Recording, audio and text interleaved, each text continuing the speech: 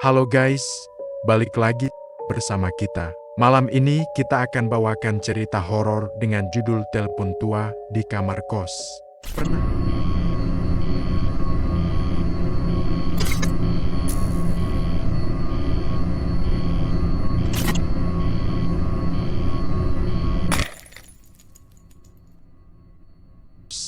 Pernahkah kalian menerima panggilan telepon dari nomor asing di tengah malam? Biasanya, jika itu penipuan atau sales, kita akan langsung memblokirnya. Tapi, bagaimana jika nomor itu menghubungimu berkali-kali? Dan ketika kamu angkat, suara di seberang sana bukanlah suara manusia. Ini adalah pengalaman seorang temanku yang kita sebut saja Rian. Cerita ini terjadi 2 tahun lalu, ketika Rian baru saja pindah ke kos-kosan baru di daerah Jakarta Selatan. Kos Rian tergolong lumayan tua. Bangunannya tinggi 2 lantai dengan cat dinding yang sudah mulai mengelupas. Kamarnya berada di ujung lorong, lantai 2. Posisinya agak terpencil, jadi suasananya sangat sunyi, terutama saat malam hari. Awalnya, semuanya normal. Rian sibuk dengan kerjaannya, sering begadang, dan jarang berinteraksi dengan penghuni kos lain. Hanya ada satu hal yang mengganggunya sejak hari pertama dia pindah. Di kamar Rian, ada telepon rumah model lama, warna putih, kabelnya agak menguning. Saat Rian tanya ke pemilik kos, si ibu kos bilang kalau telepon itu sudah ada sejak dulu dan memang sudah mati, tidak tersambung ke jaringan telepon apapun. Rian cuek saja, dia pikir itu hanya dekorasi tua yang tidak terpakai. Suatu malam, hujan turun sangat deras. Listrik di kos tiba-tiba padam. Rian yang sedang asik kerja di laptopnya, mengeluh pelan. Dia berencana mau tidur saja. Tepat saat dia mau berbaring, tiba-tiba terdengar suara. Tering, tering. Rian menegang. Suara itu berasal dari telepon tua di pojok kamar. Tidak mungkin, pikir Rian. Teleponnya mati, apalagi pas listrik padam gini. Tering, tering.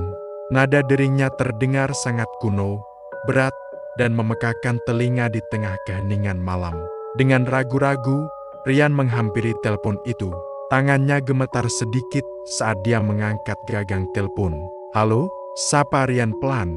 Di seberang sana, hening. Tidak ada suara sibuk, tidak ada suara nada sambung. Hanya keheningan mutlak.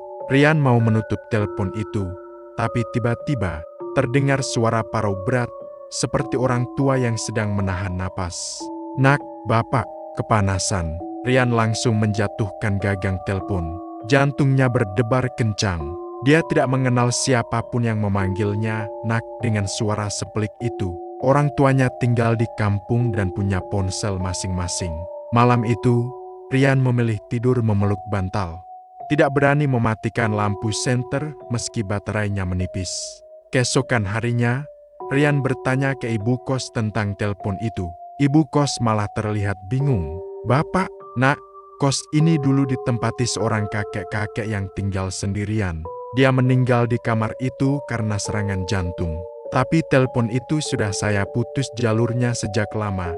Jelas ibu kos. Rian merinding mendengarnya. Dia berpikir untuk pindah, tapi kontraknya masih panjang. Malam berikutnya, Rian berusaha keras untuk tidur cepat sebelum tengah malam. Tapi jam menunjukkan pukul 0, suara itu kembali hadir. Tering, tering.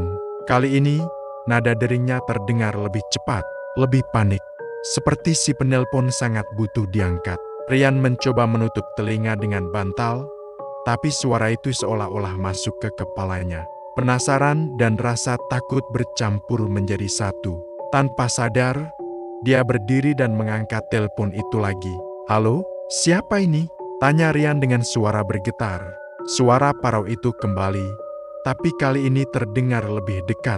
Sangat dekat, seolah-olah orang itu sedang berbisik tepat di telinga Rian. Nak, pintu, bukakan. Pintu, door, door. Suara ketukan keras terdengar di pintu kamar Rian. Rian membeku di tempat. Pandangannya tertuju ke gagang telepan di tangannya, lalu beralih ke pintu kamarnya yang terkunci. Suara ketukan itu sinkron dengan suara dari telepon. Di telepon, nak, bukakan. Di pintu, ketukan pelan tapi menyakitkan. Rian berteriak. Dia berlari menjauh dari pintu. Dia tidak berani melihat lubang kunci. Dalam kepanikannya, dia melihat ke arah telepon yang masih terangkat. Lewat kaca telepon yang memantulkan bayangan, Rian melihat sosok tinggi, kurus, membungkuk tepat di belakangnya. Sosok itu mengulurkan tangannya yang hitam pucat ke arah bahu Rian. Keesokan harinya, Satpam kos menemukan Rian pingsan di lantai kamarnya. Rian selamat, tapi dia memutuskan untuk pindah hari itu juga. Satu hal yang membuat Rian trauma sampai sekarang. Saat dia ditemukan, gagang telepon itu tidak diangkat. Telepon itu masih tersimpan rapi di tempatnya. Tapi, ada lubang kecil di dinding tepat di belakang telepon itu.